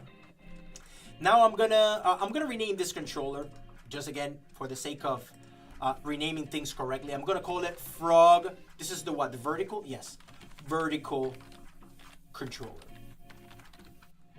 And I'm gonna need another one. Oh, sorry, it does not contain that. So let me rename frog vertical CTRL like that. And then I'm gonna copy just another one, and this is gonna be the horizontal controller because I wanna animate it on the horizontal aspect. Very simple. So now instead of just, and then of course you need to initialize your controller. So I'm just gonna copy paste this, and it's gonna be the horizontal one. We're gonna keep it the same speed. Keep it both at you can keep them both at 400 milliseconds. You don't have to go like really crazy. You could just keep both at that position. So that's okay. So you could say, at that speed. You could say 400 pixels each one of them. Very simple. You don't have to do a lot of crazy stuff. So just keep it at that. Two controllers, two controllers, and then that's it. Simple as that. And then you have the vertical one, which is going to be performing the vertical animation, and then the other one is going to perform the horizontal animation, meaning I'm going to move from one position to the other. I'm going to be from here to here, and then I'm just going to move it over to that. Simple as that. Now what I'm going to do is I'm going to add another animation, like another transition, because remember, we want to add more than one transition. Check this out. So right here in the slide transition, all you need to do is just wrap it inside another transition. Simple as that. So I'm just going to come over and I'm going to say wrap with widget, and I'm going to say slide transition. And then in this particular case, what I want is I want to use the other controller, and then just use this one I'm just gonna use this for the vertical stuff. Remember, but the slider transition, I'm just only gonna use it for the I'm only gonna be use it for the for that type of transition, and then that's it. I'm just gonna use animate the widget vertically, and then the other one will perform it horizontally. Simple as that. No more than that. That's all I'm gonna do. I'm not gonna keep it like really crazy or anything like that. So I'm just gonna do this. I'm just gonna say the same thing. I'm gonna add a position, but then the position, this is the one where I'm actually gonna do the horizontal is actually using these two values, the start position and the end position. But I'm gonna keep it the way that we were, because the vertical animation is gonna go up and down, and then the horizontal position is gonna go left and right. Hey Camilo, what's up, buddy? How you doing? Do you want to win a Flutter t-shirt? Make sure to tweet Flutter Live Coding while I'm finishing this piece. At the end of this session, I'm going to raffle a Flutter t-shirt. So if you want to win, make sure to tweet Flutter Live Coding. Tweet Flutter Live Coding. At the end of the session, I'm going to be raffling a Flutter t-shirt among everybody here. So thank you so much for joining Camilo. He's an amazing leader in the community. He's an amazing mobile developer, a great friend of mine, and always a great supporter of this channel. So yes, Camilo and everybody else who just joined, make sure to tweet Flutter Live Coding. Just like I'm going to paste it right now in there, or you can look, you say Flutter Live Coding, tweet that. And at the end of the session, I am going to be raffling one Flutter t-shirt and shipping it to you. We're going to continue. Of course, you need to follow me so I can talk to you, and then I can ship it to you wherever you are. Great. So again, remember the vertical animation is just gonna be up and down. So I'm just gonna reset this to 0 because it's just gonna be up and down. But then this transition is gonna be, again, a tween offset also. And then the begin and the end are that. The start and the end of the x-axis on the x-axis, not on the y-axis. Then the animation, the rest of this is just the same. So I'm just gonna drop it in here. And if you see, it's exactly the same. So 2 transitions. One transition goes up and down. The other transition goes left to right. It's just gonna be starting at the position that I dictated based on the next leaf.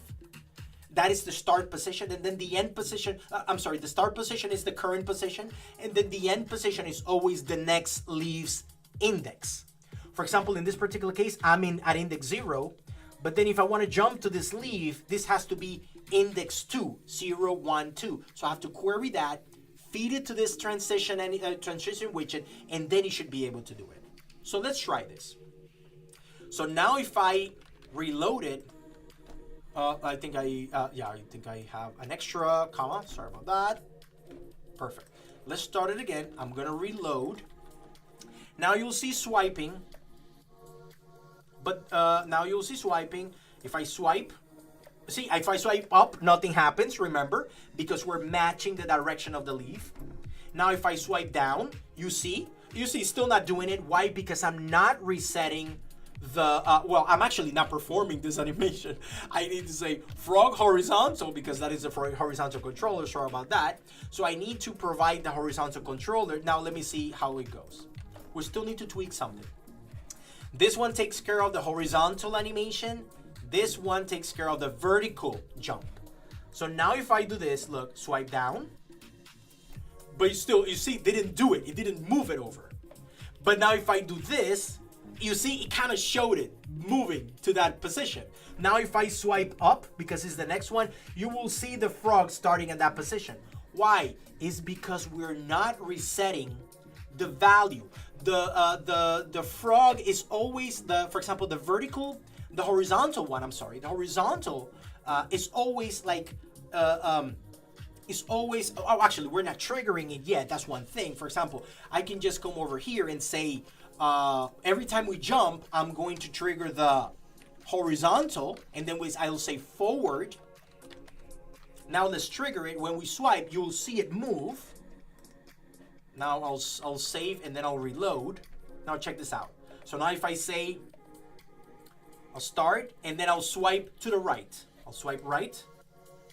There you go. I swipe right, but then I move to index 0. Now I'll swipe to the right. But you see how it appeared at that position? Let's do it again. So if I swipe down, I'm matching the direction, but I move to the index. The index is 0, 1. I need to match on the direction, which is direction is down, but then I move to the index of the leaf. So now I swipe down. You see that it started at that position? Look at this one. It's going to appear here.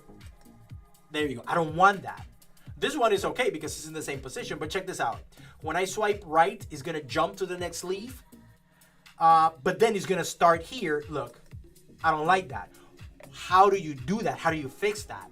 Well, you need to reset the animation every time. Why? Because I'm saying forward. Forward starts from the beginning, stops at the end, and then it stays there until you reset it. I don't want it to reverse. I want it to start again at 0, but then go forward. But then start again at 0, but then go forward. Why I start at 0? Because is that the start position. I'm moving the start value, but I want the application to start at that position. No reverse. Start at that position. How do you do it? You say frog horizontal reset.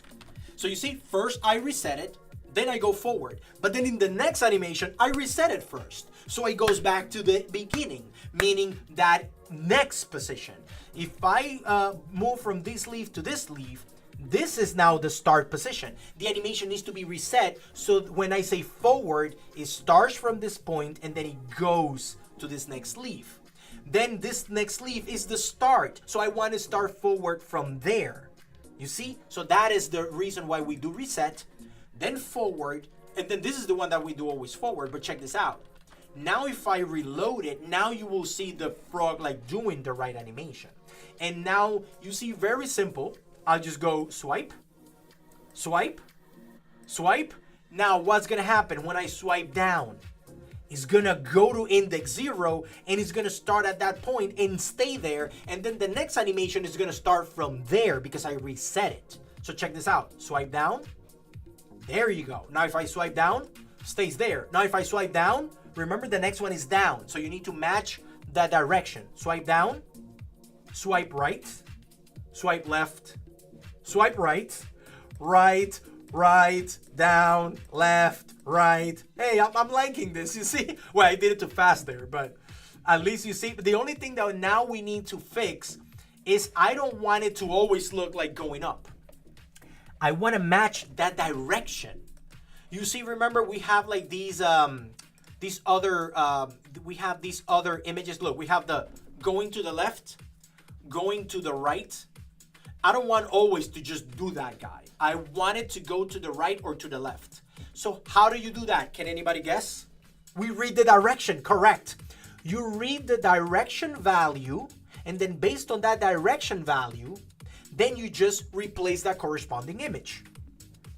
That's exactly what we're gonna do, because I want to make it look more robust. I want it to look more like it's going to that direction, or going to the other direction, which looks much better. So now let's try that. How do we do that? I'm gonna do a little refactoring. Again, Sirhan brought a very good point that I've also implemented in the past, which is precaching images. You want to be able to precache your images before you use them. I'm just gonna finish the logic, and then I'm gonna do the precaching of that. But what I'm gonna do first is I'm gonna redo this logic. You see this logic that I'm using, like the opacity, which is a poor man's way on how to precache images. I'm going to implement a separate logic so that now I read between standing, jumping, left, and right. I need to read the direction. Sorry about that. I need to read the direction of the swipe, then I can interpret which is the image that I'm gonna display. Oh, am I gonna display the one going to the left? Yeah, it's because that is the direction that I'm swiping. So the swiping direction is gonna dictate the image. While for example, I do swipe, and then when I swipe up, I am matching the direction, but then the index of the leaf is the one that is gonna dictate the way that I'm gonna show the image, whether going to the left or going to the right. So how are we gonna do it? We're gonna say that if the values are greater, I'm gonna point the image to the right. When the values are smaller, I'm gonna point the image to the left. But when it's the same, I'm gonna do the one that is jumping up and down. Very simple. So I'm gonna do really a really cool logic. So first of all, I'm gonna keep it really simple. I'm only gonna do one single image. So I'm gonna do like one single image, nothing more. So I'm just gonna do one single image, and then that's it. I'm gonna use the image. I'm gonna set the position, and then I'm just going to do like the, I'm just gonna do the, just a single image that is going to be replacing like that. I'm gonna be leveraging that. Sorry, what am I saying? I'm gonna be replacing the correct image, whether it's swiping to the left, swiping to the right, or whatever, something like that. So I'm just gonna be using one single image as opposed to a stack with a bunch of images. We're gonna keep it really simple. Check this out. So I'm gonna remove the stack. I'm gonna just use one image. Image that asset, but check this out. The asset is gonna be this. Assets, I think that's what I called it. Images, I think that's what I called it. And then remember, all the images in the frog have a prefix: frog jumping, frog skipping left, frog skipping right, and frog standing. So I'm glad that I'm using the word frog so that I can just make it really simple in here. Check this out. I'm just gonna say frog, right? I'm just gonna say frog, and then I'm gonna say underscore, and here I'm gonna do like some interpolation. And of course, I need the dimension. Sorry about that. I think I removed them, but I need them again. Game service.frog dimension and height game service.frog dimension. So check this out. Now what I need here, I'm gonna read the direction being fed by the swiping gesture service, and I'm gonna be creating a special method that is gonna be doing that logic for me. I'm gonna call the method something like, you know, like get frog, let's call it like get frog image from position.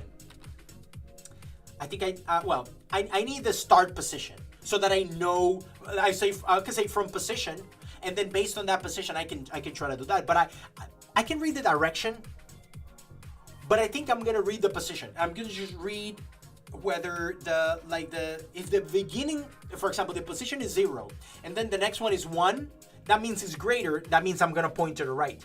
But then if I'm in position 3, and then in the next position, the end position is 2, that means it's less, so I'm gonna go to the left. It's just simple logic. So let's pass both positions. So I'm gonna say, what is it? The skipping frog service, yeah. So I'm gonna pass both positions. Start frog position and service sg service dot end frog position.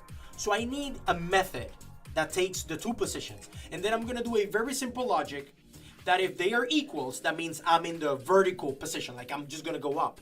But if the next position is greater, I'm gonna go to the right. If the next position is less, I'm gonna go to the left. Super simple.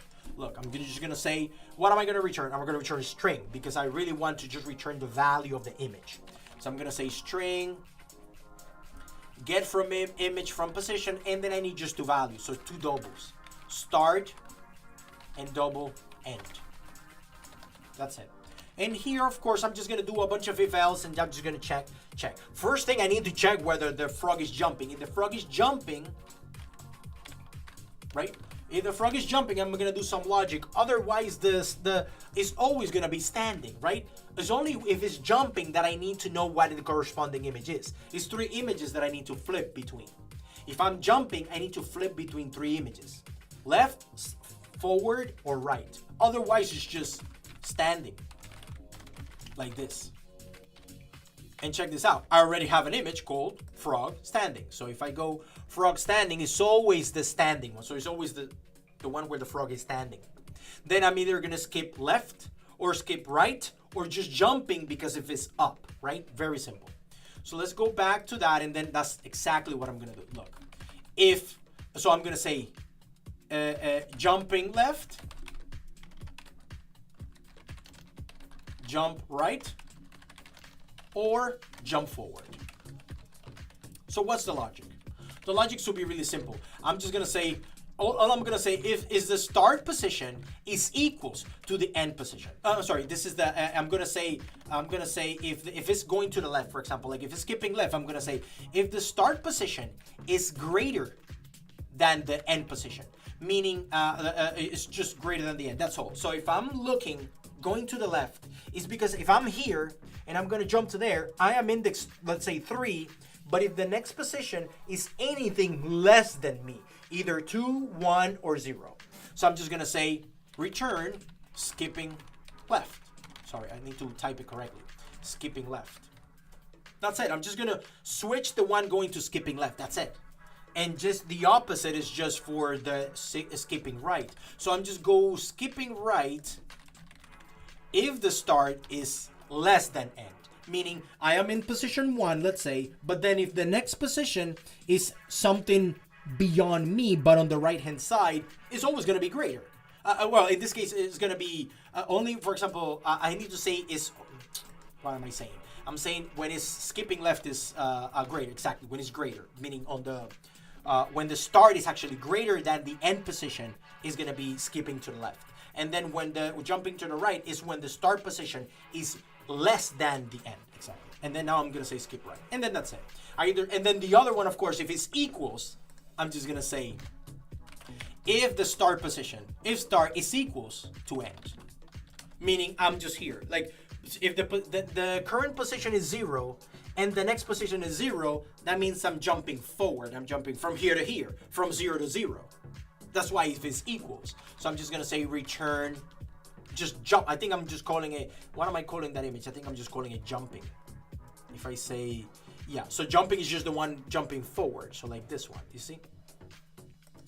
And then I'm saying again, if the start is less than end, meaning I'm less. The next one the next one is actually, yeah, less than me. Yes, exactly. And then I skip to the right. So let's now just say jumping. That's it. If I save that, now all I need to do is just consume that guy in here. And there it is. See, I'm already consuming it. So I'm just going to say, read the start position, read the end position, check, the type of, swapping that you're going to do on the images is very simple. So now if I reload it, let's take a look. Let's see now if my logic, I'm trying to keep really simple. You can read the direction, but I wanted to keep it like really simple within this widget. Now if I swipe right, you see the image? There you go. Now let me swipe up so that it goes to the left. There you go. You see? Now I'm going to swipe right so that it goes to the right. You see the little guy going to the right. So that's exactly what I wanted. Perfect. This, you know what? I'm going to remove the red color on that guy because I think we don't need it anymore. So I'm just going to go to widgets, swiping panel region. Let me remove these. Well, I'm going to keep this here just for debugging purposes for now. But I don't want this at red anymore. I think we deserve to have it already as transparent. And then now it's going to look much cooler. So if I reload this, now you're going to be able to see that when I do start, and now, this looks much better. It's still transparent, it's still there, but now I'll swipe. So look, swipe right, swipe up. This is always the same. So it's always 3. I'm sorry, 2, 0, 1, and 2. So it's always 2, 2, 2. Now if I swipe down, it's gonna go 1 less. It's gonna go to 1. So it's gonna go, you see, and then the image going to the left is gonna be that guy. So if I swipe, you see, very cool. It's kind of like already, like there's already some playability to this widget, believe it or not. Like this is exactly what this game is gonna be. We're gonna have a timer, and then whoever swipes all the way across the pond and then gets to the pond wins. That's gonna be the leaderboard. The leaderboard will be whoever wins, whoever does it the quickest. So you're gonna have to be swipe, swipe, swipe, swipe. You're gonna be doing that all the time. You're gonna make sure that you swipe the fastest without making a mistake. Like if you do this, you see I'm swiping to another direction, it's gonna be like you're gonna lose 1 life. So that's why I'm gonna perform that logic. In the next session, we're gonna be doing more of the gaming logic that will perform like the losing and triggering the lives and all of that. All of that logic, we're gonna be implementing that logic in the next session. So it's 10:44. We have 15 minutes left. I'm just gonna wrap up one thing that I kind of want to do, because if you notice right now, all this logic that we did is all in the swiping gesture. One suggestion to all of you guys: make sure to do proper separation of concerns and try not to mix a lot of business logic all in one single service. Why? Check this out. This swiping gesture service is one service, and it has change notifier. If you keep everything in here, any trigger on anything else that this swiping gesture is doing is going to rebuild your widgets. If your widget maybe doesn't depend directly on something that is doing the swiping gesture, it's going to rebuild anyway. You don't want to degrade the performance of your application, and you want to only perform the builds that are required by your widgets. You don't rebuild the whole page. You don't rebuild the whole application. You only rebuild the pieces that need it. In this particular case, every time we swipe, we're only rebuilding 2 things. I'm only rebuilding the scrolling, and I'm only rebuilding the frog, nothing else. The panel is not getting rebuilt, the background is not getting rebuilt, the widget is not getting rebuilt. That's exactly how you do achieve that separation. So what I'm gonna be refactoring now, all of this that is related to the start, frog position and all that, I'm gonna extract that into a separate service. Yes, a separate service. I'm gonna just have one service for the frog. Why? Because it makes sense. A frog, yeah, I mean, it may not care about the swiping. We only did it here so that we could make it work. But you should be able to create true separation of concerns. Your objects should have their own logic. In this particular case, the frog should have its own logic. The swiping should have its own logic. And then those logics are not mixed or intertwined. That way you do a proper separation of concern. Like I said, you do a proper architecture, very clean, and then rebuilds are only concentrated into those things that you really are concerned about. So yes, I'm gonna do a rebuild. I know maybe Some people are like, yes, give me the t-shirt already. Wait, we're gonna wait until the end. So stay there while you're watching. Tweet Flutter Live Coding at the end of this session. I'm gonna get all the people who tweeted and are here, only the people who are present, and I'm gonna raffle one Flutter t-shirt. I'm gonna talk to you privately via Twitter. Make sure to follow me so that we can chat, and then I can ship you your t-shirt, okay? So now let's wrap this up. I'm gonna create an additional service. And yes, I'm gonna call it Frog Jumping Service. You can call it anything. I'm just gonna call it that, but because I think it's kind of fun. And of course, I'm just gonna create a regular class, call it Frog Jumping Service, and of course, it needs to extend the change notifier. Yes, and this is the one that now is gonna govern, is gonna control only the frog. Anything that happens in that frog jumping service is only gonna be pertained to that frog. I can communicate between widgets. Frog jumping service is gonna only take care of the things that are concerned to the frog. The frog is just gonna be rebuilding. That's all I need. The frog jumping service is gonna be just a service that is gonna have all this information. So I'm gonna start moving all of this information out of here. I'll add it to the jumping service. And then I'm going to also, for example, this is where I really want to capture, for example, like the swiping direction, for example, because based on the swiping direction is that I'm going to trigger the jump. If the jump is a valid jump, and then after I'm done with the jumping, I want to stop, because the swiping, when I swipe up, go, but then when you're done, stop. When the animation of the swiping of the pawn is done, I want it to stop. So I want to actually create one, swipe direction, and I'm gonna call it. I can call it just like that, like current swipe. I'm gonna call it current swipe direction, and by default it's gonna be swipe direction .none, because I want my widget to my frog to always be standing. Only when I swipe, it's gonna change and it's gonna trigger the change. So I'm gonna add a couple of methods to this. I'm gonna add a method called, set frog next jump position. I could do something like that because I wanna take it out of here. You see all this logic that I had here? All this logic, I wanna move it over. So I wanna set the frog's next position from here, as opposed to keeping all this logic in here. So here, in the frog jumping service, I'm gonna be creating a method that takes one value, the next position and the swiping direction. So that is the only thing that I need from the swiping service, just the direction. So I can just say double, right? I'm gonna say next position, and I'm gonna pass, of course, I got the wrong bracket in here, and of course, I wanna pass the swipe direction. And all I'm gonna do is I'm just gonna pass these values over. So here, what I'm gonna say is in the frog jumping service, I'm gonna swipe direction. I need to say direction. Sorry about that. So I'm gonna need, for example, set the current direction to direction. Of course, sorry. And of course, I'm gonna do that same logic that I did before, like the swapping. Look, I'm gonna say start frog position equals end frog position. And then the end frog position is gonna be then the next position. Because remember, the start is the end, but then in the next swipe, the end is gonna become the start, and then the end is gonna be the next position of the next leaf, so on and so forth. Then here I can say, notify listeners, because the frog is the only one that's gonna be listening to this change. That's why I'm saying notify listeners, because when I swap positions, the frog is gonna look, oh, I need to move here. Or I need to move here based on this position. There you go. Also, I'm gonna need something to reset the direction. So reset the swipe direction. Or I can just say reset direction. And all I'm gonna say here is just say current swipe direction equals swipe direction dot none. What is none? Remember, we're saying in the frog widget. Let me collapse this. So in the frog widget, we're saying if it's none.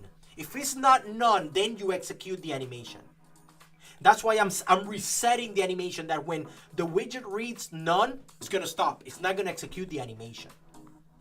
So let's go back here. So I'm gonna say reset the direction to none, but in the frog next jump position, sorry, I need to type it correctly. In the swiping gesture service, I need to feed those values into it. So I'm gonna say here, I'm gonna say if I'm gonna say exactly like the way that we're saying. So I'm gonna say if next leaf blah blah blah. So I have to say frog jumping service, provider.off. I need to inject it. Context listen equals false. And then because my frog jumping service is the one that I created, I need to set the start position and all of that via the method called set frog next position. So I'm gonna say just if it matches the leaf, that's what we're doing. If it matches the leaf in the direction, I'm just gonna say frog jumping service dot set frog next jump position. What is the next position? The next position is this guy, the next leaf guy. So I'm just gonna say next leaf dot index dot to double, like that, because it's the next leaf direction, and then direction is just direction, because I need to know what the direction is so I can trigger the jump yes or no based on that position. And then here all I'm gonna say is when I'm done with the swiping, then tell this frog jumping service to reset what did I call reset direction. Yeah, exactly, that's it, reset direction. Now check this out, guys. Check this out.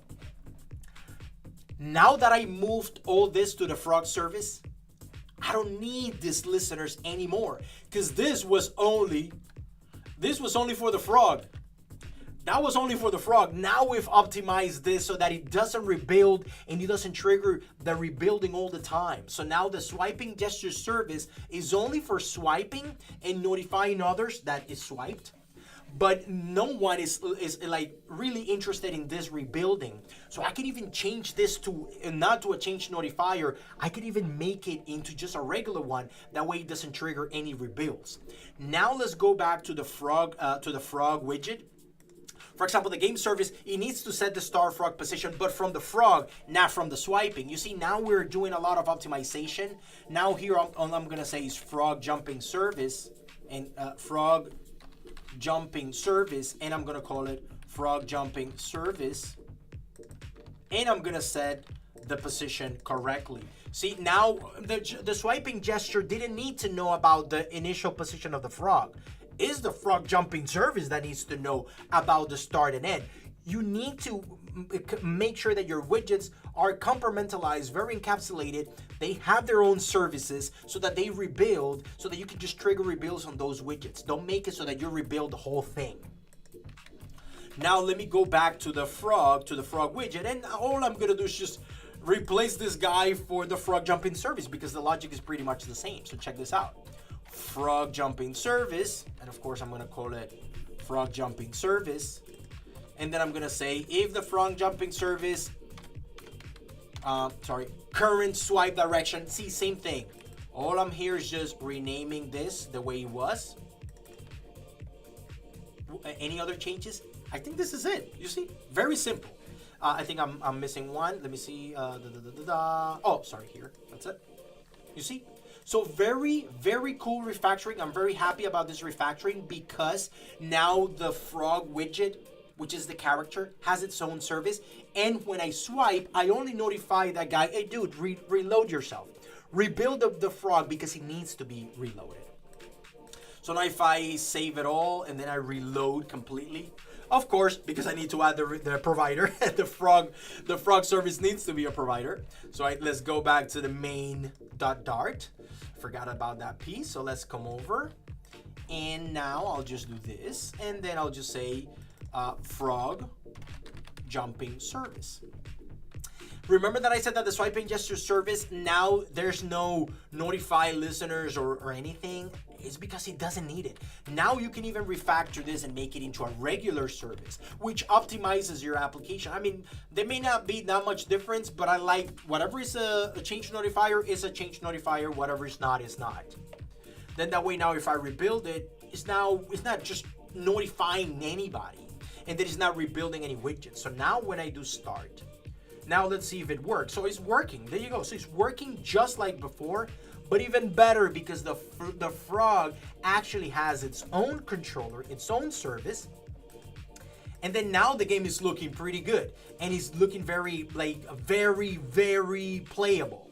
Now in the next session, see, it stayed because I need to. In the next session, you're gonna see now you're gonna see now, for example, we're gonna show the little bugs on the leaves, depending on whether there needs to be a bug in there and the frog needs to eat it. Also, we're gonna start with the timing. We're gonna show maybe some dialogues and some messages that when you lose, for example, if you're swiping in the wrong direction, we're gonna deduct the amount of time, like the lives that you have. All of that, we need to do that coordination. There are going to be a couple of services talking to one another and doing that coordination, that broadcasting of messages between each other and keeping each other in sync. So I like what we did so far today, so I'm really happy. Is, like I said, is very playable. So I just want to appreciate everybody joining this session. Thank you so much, everybody, for joining. I see a few folks in there already in the chat. Let's see now, again, there's only a few more minutes left, but now this is the end of the session. I'm really happy. We tackled state management. We tackled game state. We developed the character. You see how cool, like, the character is coming up. Like, it's actually performing the animation that I was expecting it to be, like the jumping. And he's coming out really smooth and he's looking really good. I love the way that he's coming out. Let me reload it again just so that you guys can see it one more time. But it's coming out really nice. Appreciate everybody joining. I really appreciate that. Now, for those of you who did tweet about the Flutter live coding while I was coding, let's see now where you guys are. So let's just, I have like this cool thing called, I call this wheel of names. That is actually what I use for, I use the wheel of names for like picking people out of a lineup. But what I'm gonna do is I'm gonna use the entries are actually coming from a Twitter. So if anybody here did Flutter live coding, let's see if some of you already like tweeted about that or something. Let's see. Okay, perfect. We already have 3, 4, 5, 6, 7 folks. Thank you guys. I see a lot of it says they are coders. I'm not valid. I should not be there. So don't count me. It's just you 6. So there you go. Let me 1, 2, 3, 4, 5, 6. Perfect. So anyway, I just want to say thank you. Thank you, everybody. Thank you, Carl.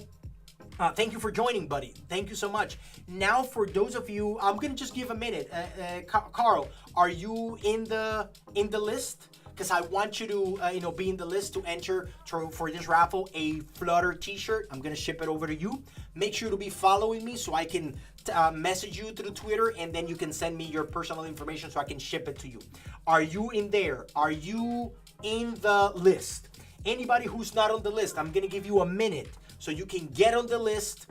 Hey, you can bring a friend over if you wanna honestly join. But at least I wanted to honor the folks that were here throughout the session, checking me out and taking a look at this. Okay, I see. I'm gonna refresh it one more time just to see that we have other folks who have maybe done it in the second. Okay, perfect. There you go. So we have one more. So let's keep these 6 folks. I think that was just me. Anyway, I think just among you 6, let me just spin the wheel. Good luck to everybody. I'm gonna ship you a Flutter T-shirt as a token of my appreciation. Thank you so much for joining, and good luck to everybody. Let me spin the wheel. I'm gonna spin now. Let's see who's gonna win a Flutter T-shirt right at your house. Okay, so we have Duport Tier.